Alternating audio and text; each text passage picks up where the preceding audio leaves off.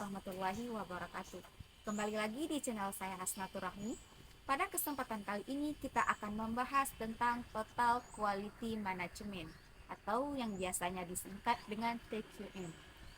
Pada kesempatan kali ini kita akan membahas tentang pengertian daripada manajemen, apa saja tujuan dan manfaat TQM, kemudian apa saja elemen-elemen dalam TQM, bagaimana konsep dalam TQM, dan bagaimana contohnya. Oke, untuk teman-teman yang belum paham ataupun masih belum terlalu mengenal TQM, yuk simak videonya. Di sini kita akan membahas tentang pengertian dari TQM. TQM adalah konsep yang awalnya diciptakan untuk sektor manufaktur, tapi kini sudah banyak perusahaan dari berbagai industri juga menerapkannya. Kepanjangan dari TQM adalah Total Quality Management, yang artinya suatu konsep perusahaan dalam rangka meningkatkan kepuasan konsumennya ataupun customer satisfaction. Kemudian, dalam implementasi konsep ini, segala sumber daya yang perusahaan miliki akan digunakan semuanya, baik itu mulai dari karyawan, data, operasional, dan lain sebagainya akan digunakan untuk menciptakan ataupun untuk mewujudkan kepuasan konsumen. Jadi, diharapkan cara ini akan menumbuhkan customer loyalty sehingga membawa kesuksesan jangka panjang bagi perusahaan tersebut. Jadi, secara sederhana bisa disimpulkan bahwa TQM adalah pendekatan yang manajemen lakukan untuk mencapai goals jangka panjang melalui kepuasan pelanggan. Prinsip kerja TQM adalah dengan menggunakan strategi data, komunikasi yang efektif ke dalam aktivitas dan budaya perusahaan. Jadi, untuk pelaksanaan total quality management yang baik akan diperoleh jika seluruh karyawan perusahaan juga aktif ataupun turut membantu dalam melakukan peningkatan proses pembuatan produk, baik itu layanan serta budaya perusahaan tersebut, yang mana tujuannya yaitu untuk menciptakan kualitas terbaik terhadap layanan atau produk agar kepuasan pelanggan bisa tercapai. Gitu ya teman-teman. Kemudian di sini ada beberapa contoh total quality management yang bisa kita jumpai, yaitu penerapan manajemen operasional yang komprehensif untuk meningkatkan kualitas produk. Jadi contoh total quality management lainnya yaitu seperti pembinaan sumber daya manusia yang menyeluruh untuk menghasilkan layanan terbaik kepada customer. Kemudian untuk pelaksanaan strategi marketing dengan melibatkan semua divisi, itu juga merupakan salah satu contoh dari penerapan total quality management yang biasanya ataupun yang bisa kita terapkan dalam bisnis. Jadi, kemudian kita akan membahas tentang keuntungan implementasi total quality management ataupun TQM. Manfaat jangka panjang yang utama dari total quality management sangat berhubungan dengan tingkat kepuasan pelanggan. Karena tujuan utamanya adalah untuk meningkatkan kualitas dan melakukan identifikasi ukuran kualitas terbaik sesuai dengan harapan pelanggan dalam hal produk, layanan, serta pengalaman pelanggan. Nah, jadi tentunya hal ini akan meningkatkan competitive advantage di mata pelanggan ataupun di mata para konsumen yang membeli produk kita ataupun yang menggunakan jasa kita daripada kompetitor-kompetitor lainnya. Selain itu, perusahaan juga akan mendapatkan keuntungan lain dari implementasi total quality management ini. Berikut merupakan manfaat ataupun keuntungan yang diperoleh perusahaan jika menerapkan total quality management dalam bisnisnya. Baiklah, Langsung saja untuk yang pertama di sini ada penghematan biaya. Saat menerapkan implementasi ini secara konsisten dari waktu ke waktu, maka TQM bisa mengurangi biaya seluruh perusahaan, khususnya pada bidang scrap, rework, layanan lapang, serta pengurangan biaya garansi. Nah, TQM sendiri ini akan memungkinkan perusahaan dalam meningkatkan keuntungan yang mengejutkan karena pengurangan biaya ini akan mengalir langsung pada laba bottom line tanpa harus mengeluarkan biaya. Kemudian yang kedua ada kepuasan pelanggan. Dengan mengimplementasi sistem manajemen ini, maka seharusnya hanya akan ada sedikit keluhan dari para pelanggan. Mengapa demikian? Karena perusahaan mempunyai produk ataupun layanan yang lebih baik daripada kompetitor lain, dan interaksi pada pelanggan juga akan cenderung bebas dari kesalahan. Selain itu, tingkat kepuasan pelanggan yang tinggi juga akan meningkatkan performa dari perusahaan tersebut atau juga meningkatkan pangsa pasar, karena para pelanggan bisa jadi melakukan tindakan atas nama perusahaan dalam mendatangkan pelanggan. Dan juga hal ini biasanya disebut dengan word of mouth, yang mana tingkat penjualan melalui word of mouth ini jauh lebih memuaskan ya teman-teman, dan lebih efektif daripada teknik penjualan lainnya. Kemudian yang ketiga yaitu dapat mengurangi cacat. Jadi sistem manajemen total quality management ini lebih fokus dalam meningkatkan kualitas dalam suatu proses daripada memeriksa kualitas menjadi sebuah proses.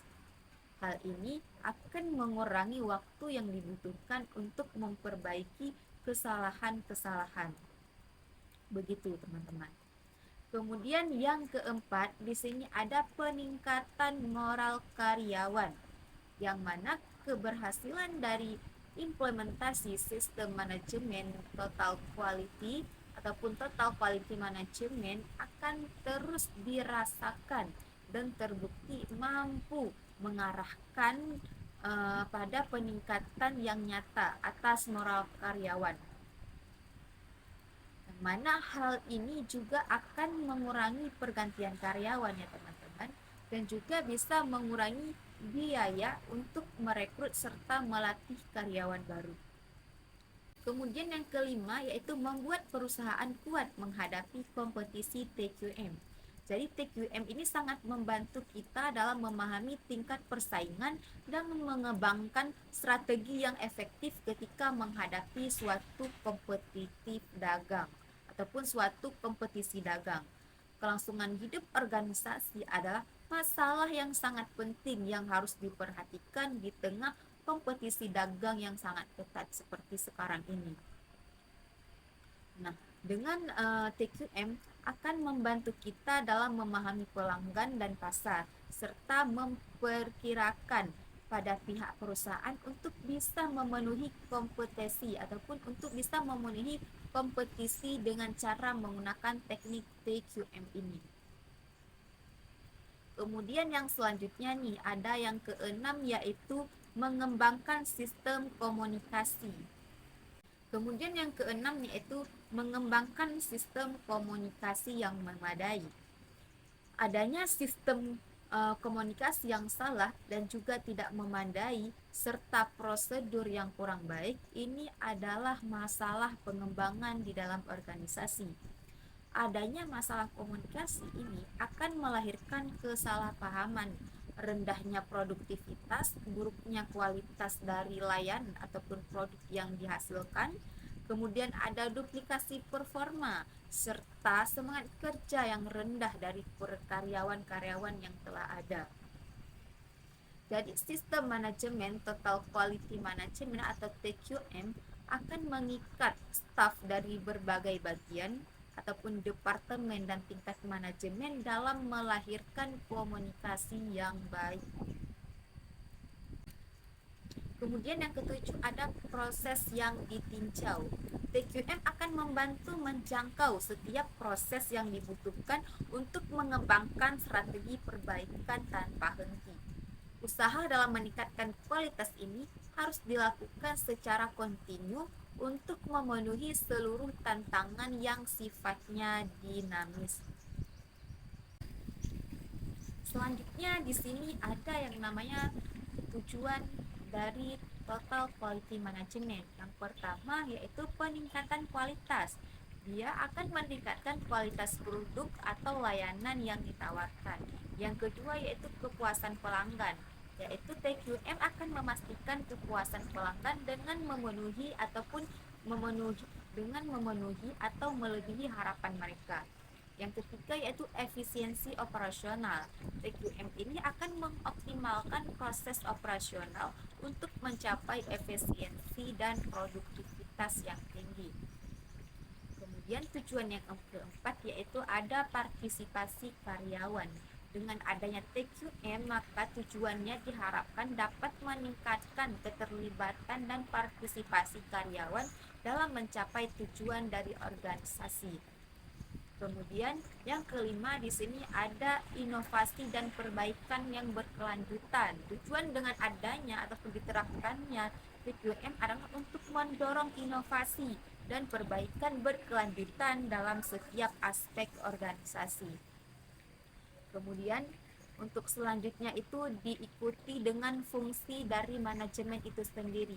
Yang pertama yang di sini pemimpin berorientasi pada kualitas. Artinya pemimpin organisasi di sini harus berperan aktif dalam mempromosikan budaya kualitas dari perusahaan tersebut. Kemudian yang kedua ada partisipasi karyawan, yang mana di sini akan melibatkan semua anggota organisasi dalam pengambilan keputusan dan perbaikan proses. Jadi semua karyawan yang ada di instansi ataupun perusahaan tersebut akan dilibatkan. Kemudian yang ketiga ada pendekatan sistem, yang mana TQM ini memandang organisasi sebagai sistem keseluruhan dan memastikan koordinasi antara berbagai bidang ataupun bagian. Yang keempat yaitu orientasi pelanggan, yang mana TQM ini berfokus pada pemahaman dan pemenuhan kebutuhan pelanggan. Yang kelima yaitu pembaruan dan peningkatan berkelanjutan. Jadi tujuan diterapkannya TQM yang terakhir yaitu untuk mendorong perbaikan terus-menerus dalam proses sistem. Kemudian di sini untuk selanjutnya juga ada langkah-langkah penerapan TQM di lembaga ataupun organisasi maupun perusahaan. Yang pertama di sini kita harus menetapkan visi dan misi.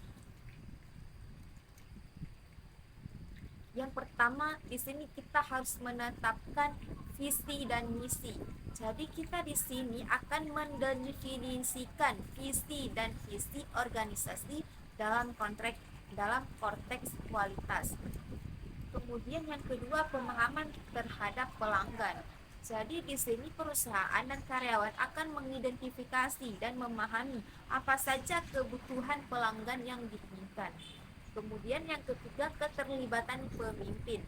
Jadi harus dipastikan keterlibatan pemimpin tersebut aktif dalam mendorong TQM ini. Yang keempat yaitu pelatihan dan pengembangan. Jadi untuk karyawan perlu diberikan pelatihan untuk meningkatkan keterampilan dan pemahaman dari masing-masing karyawan tersebut. Selanjutnya di sini yang kelima ada perancangan dan analisis proses, yang mana kita harus mengidentifikasi dan menganalisis proses bisnis untuk perbaikan selanjutnya agar bisa memperbaiki produk ataupun layanan yang sudah ada. Kemudian yang keenam pendekatan tim kerja, yang mana fasilitas tim kerja untuk memecahkan masalah dalam menerapkan perbaikan tersebut. Kemudian yang ketujuh ada evaluasi kinerja.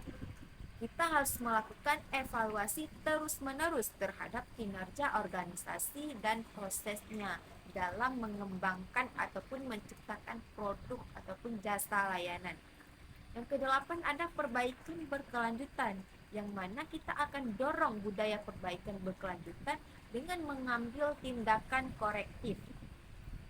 Jadi implementasi TQM ini memerlukan komitmen penuh dari seluruh organisasi dan merupakan proses berkelanjutan untuk mencapai dan mempertahankan standar kualitas yang tinggi. Di sini juga kita akan menjelaskan tentang model strategi generik untuk penerapan sistem TQM. Yang pertama ada manajemen puncak yang mempelajari dan memutuskan untuk berkomitmen terhadap TQM. Yang kedua ada TQM diidentifikasi sebagai salah satu strategi organisasi yang memiliki nilai budaya ataupun kepuasan pelanggan dan sistem manajemen mutu yang baik. Kemudian yang ketiga di sini manajemen puncak juga mengidentifikasi nilai-nilai inti dan prinsip-prinsip yang akan digunakan dan bagaimana cara mengkomunikasikannya. Selanjutnya yang keempat ada rencana induk TQM yang dikembangkan berdasarkan langkah 1, 2, 3 yang saya jelaskan tadi di atas. Yang kelima yaitu organisasi juga mengidentifikasi dan memprioritaskan permintaan pelanggan dan menyelaraskan produk dan layanan untuk memenuhi permintaan tersebut. Begitu teman-teman. Jadi di sini kemudian yang keenam juga ada manajemen memetakan proses penting yang digunakan organisasi untuk memenuhi kebutuhan pelanggan. Yang ketujuh, manajemen juga harus mengawasi pembentukan tim untuk upaya perbaikan proses. Dan yang ke-8 di sini ada momentum. Yang mana momentum ini adalah upaya TQM yang dikelola oleh komite pengarah. Dan yang ke-9 ada manajer berkontribusi, yang mana manajer ini berkontribusi secara individu terhadap upaya tersebut melalui perencanaan POSIM, pelatihan, pembinaan atau metode lainnya. Untuk yang ke-10 di sini ada manajemen proses dan standarisasi harian dilakukan. Jadi setiap proses itu harus ada standarisasinya yang dilakukan setiap hari. Yang ke-11 yaitu kemajuan yang dievaluasi. Jadi setiap kinerja tersebut dia itu harus dievaluasi dan harus ada kemajuan dan rencana direvisi sesuai kebutuhan. Jika ada evaluasi ataupun proses yang kurang baik maka harus segera direvisi. Dan yang terakhir di sini ada kesadaran karyawan yang konstan dan umpan balik mengenai status diberikannya ataupun proses penghargaan ataupun pengakuan yang ditetapkan. Untuk materi selanjutnya di sini ada 8 elemen pokok dalam total quality management. Jadi terdapat 8 elemen pokok dalam sistem manajemen yaitu sebagai berikut. Yang pertama ada fokus pada pelanggan. Pelanggan adalah pihak yang berpengaruh penting dalam menentukan kualitas produk ataupun jasa yang dihasilkan oleh perusahaan dalam rangka memenuhi kebutuhan ataupun tingkat kualitas produk yang diinginkan. Adapun bentuk aktivitas yang dilakukan oleh suatu organisasi ataupun perusahaan, pada akhirnya haruslah pelanggan sendiri yang menentukan apakah seluruh usaha yang dilakukan oleh perusahaan ataupun bisnis tersebut mampu memberikan manfaat atau tidak bagi pelanggan. Kemudian yang kedua di sini ada yang namanya keterlibatan karyawan secara keseluruhan. Jadi dalam total quality management di sini karyawan adalah aset sekaligus sumber daya perusahaan yang paling penting dalam mencapai seluruh tujuan yang telah direncanakan. Jadi untuk itu Di sini karyawan harus berperan aktif secara menyeluruh dan harus mampu mendukung perusahaan dalam melakukan peningkatan proses dan juga peningkatan kualitas secara kontinu untuk kemudian mampu melahirkan produk ataupun layanan yang terbaik untuk para pelanggan ataupun untuk para konsumen. Dalam rangka pemberdayaan karyawan ini, maka perusahaan membutuhkan pelatihan yang mana pelatihan ini akan ditujukan kepada karyawan untuk meningkatkan keterampilan karyawan dalam melaksanakan tugas-tugasnya. Kemudian yang ketiga, pemusatan perhatian pada proses. Jadi bentuk perhatian pada peningkatan proses adalah fondasi paling dasar dalam sistem manajemen total quality management atau T2M. Dalam hal ini, proses adalah serangkaian langkah yang diawali dari penerimaan input dari pihak supply dan mengubahnya menjadi output yang akan dikirimkan pada para pelanggan. Kemudian yang keempat, di sini ada sistem yang terintegrasi. Walaupun ada banyak sekali kemampuan dan ruang lingkup kerja pada suatu perusahaan yang membentuk departementalisasi secara horizontal maupun vertikal. Namun seharusnya diperlukan juga suatu sistem yang terintegrasi secara baik agar visi dan misi serta strategi, kebijakan dan tujuan perusahaan bisa disalurkan dengan baik dan jelas pada seluruh karyawan-karyawannya. Kemudian elemen pokok lainnya yaitu yang kelima, ada pendekatan strategi dan sistematik. Nah, pendekatan strategi dan sistematik adalah salah satu bagian yang penting dalam total quality management ataupun TQM dalam mencapai seluruh visi dan misinya, tujuan perusahaannya. Kemudian biasanya proses ini disebut dengan perencanaan strategi atau disebut juga dengan manajemen strategi yang melakukan perumusan ataupun perencanaan strategi dalam mengintegrasikan seluruh konsep kualitas pada strategi perusahaan, yang mana strategi perusahaan tersebut dapat diintegritaskan secara menyeluruh. Kemudian yang keenam, peningkatan secara kontinu. Peningkatan yang dilakukan secara kontinu akan mampu mendorong perusahaan dalam melakukan analisa dan melahirkan cara yang lebih efektif dalam mencapai tujuan perusahaan. Juga dapat memenuhi harapan seluruh pihak yang berkaitan dengan perusahaan tersebut ataupun pihak-pihak yang berkaitan di dalam perusahaan. Untuk selanjutnya yang ketujuh, ada keputusan berdasarkan fakta. Jadi untuk mendapatkan seluruh informasi terkait performa perusahaan, maka kita harus memerlukan ataupun melakukan data untuk mengukurnya.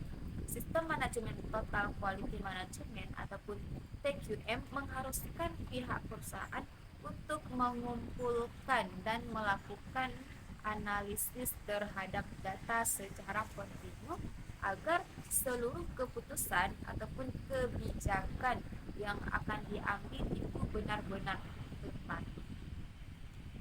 Dengan menggunakan data, maka pihak perusahaan bisa menarik kesimpulan, yang mana kesimpulan yang ditarik ataupun yang diambil tersebut berdasarkan tingkat kejadian ataupun hasil sebelumnya.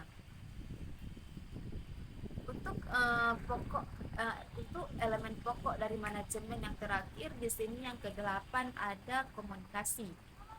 Dalam kegiatan sehari-hari, perusahaan pasti akan mengalami adanya perubahan, baik itu dalam hal strategi, kebijakan, jadwal, ataupun cara pelaksanaannya.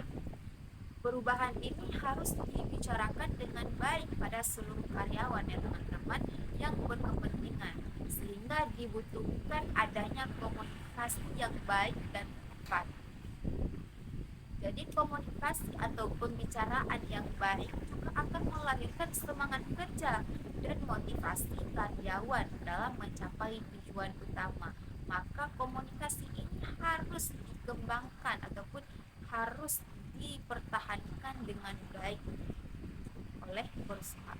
Untuk materi selanjutnya di sini kita akan membahas tentang 7 konsep dalam TQM yang paling efektif. Yang di sini yang pertama ada perbaikan berkesinambungan. Jadi TQM ini dia membutuhkan perbaikan berkesinambungan yang tidak dapat berhenti, yang mencakup orang, peralatan, pemasok bahan, dan prosedur. Dalam filosofi ini, setiap aspek dari operasi perusahaan akan diperbaiki, yang mana tujuan akhirnya adalah kesempurnaan. Walaupun kesempurnaan tersebut tidak bisa diraih, tetapi tidak akan pernah, tetapi akan selalu diupayakan. Kemudian yang kedua di sini ada Six Sigma. Six Sigma adalah program untuk menghemat waktu, menghemat kualitas ataupun meningkatkan kualitas dan menurunkan biaya. Six Sigma juga merupakan sebuah sistem yang menyeluruh, yaitu suatu strategi karena Six Sigma tersebut berfokus kepada kepuasan pelanggan total dan juga disiplin karena mengikuti Six Sigma, improvement, model formal, dan sekumpulan perangkat ataupun lembar perangkat, diagram sebab alir ataupun diagram Pareto, diagram alir histogram, dan statistical proses kontrol untuk memperoleh dan mempertahankan kesuksesan dari perusahaan tersebut dalam menjalankan bisnisnya. Kemudian pemberdayaan pekerja. Pemberdayaan pekerja berarti melibatkan pekerja dalam setiap langkah proses produksi. Ada beberapa cara untuk memberdayakan pekerja. Yang pertama yaitu membina jaringan komunikasi yang melibatkan pekerja. Juga membentuk para pekerja yang bersikap terbuka dan mendukung. Juga yang ketiga yaitu memindahkan tanggung jawab dari manajer dan staf kepada para pekerja di bagian produksi. Kemudian membangun organisasi yang memiliki moral yang tinggi. Dan juga kita bisa menciptakan struktur organisasi formal sebagai tim-tim ataupun menciptakan struktur organisasi formal sebagai tim-tim dan lingkungan kualitas. Kemudian yang keempat ada benchmarking, yang mana benchmarking merupakan pemilihan standar kinerja yang mempresentasikan kinerja terbaik dari suatu proses ataupun aktivitas. Benchmarking meliputi pemilihan standar produk, jasa, biaya ataupun kebiasaan yang mewakili suatu kinerja terbaik dari proses ataupun aktivitas serupa dengan proses ataupun tindakan yang kita lakukan. Jadi langkah menetapkan benchmarking ini antara lain yang pertama yaitu kita harus menetapkan apa yang akan menjadi benchmarking. Yang kedua membentuk tim benchmark. Yang selanjutnya itu mengidentifikasi mitra-mitra benchmark dan juga mengumpulkan dan menganalisis informasi benchmark. Kemudian kita juga harus mengambil suatu tindakan untuk menyamai ataupun melebihi benchmark.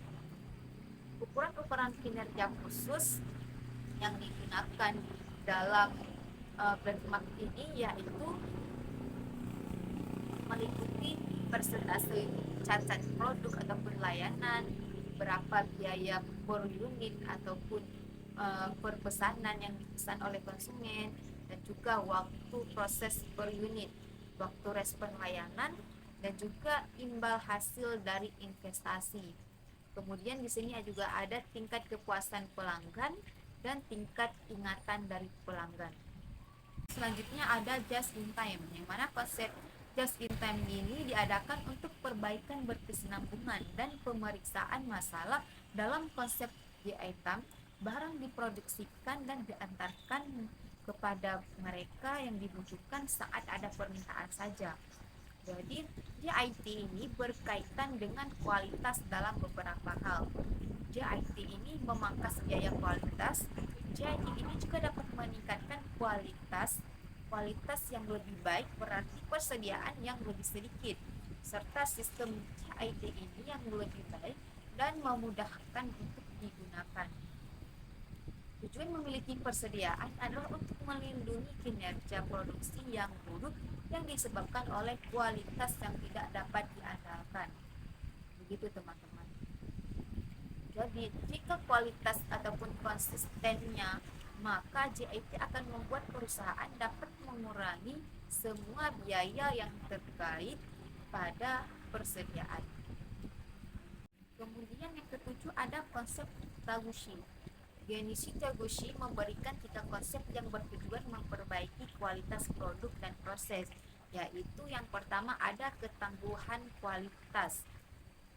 Produk berkualitas tangguh adalah produk yang dapat diproduksikan secara beragam dan konsisten dalam segala kondisi manufaktur dan lingkungan yang kurang baik dan juga bukan menghilangkan penyebabnya.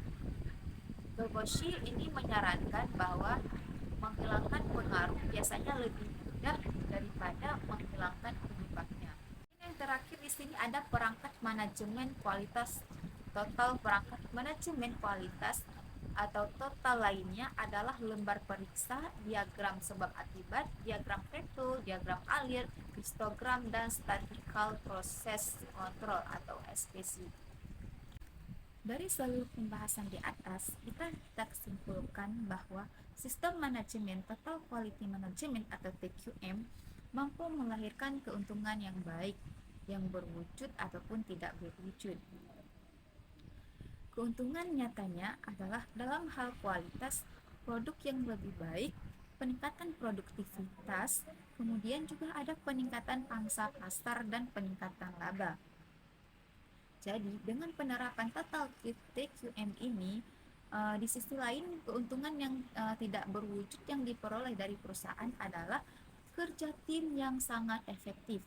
Kemudian ada juga peningkatan minat kerja, budaya partisipatif, kepuasan pelanggan, dan juga peningkatan hubungan manusia. Dan juga terjadinya peningkatan komunikasi serta mampu membangun citra perusahaan yang lebih baik lagi. Akan tetapi dalam proses penerapan ataupun implementasi total quality management juga harus memerlukan periode pelatihan yang cenderung signifikan untuk karyawan yang di dalamnya memiliki kepentingan, karena pelatihan tersebut mampu membawa orang menjauh dari rutinitas pekerjaannya. Nah, hal ini sebenarnya mempunyai efek jangka pendek bagi karyawan-karyawan dan juga memiliki efek jangka pendek yang negatif dalam hal pembiayaan.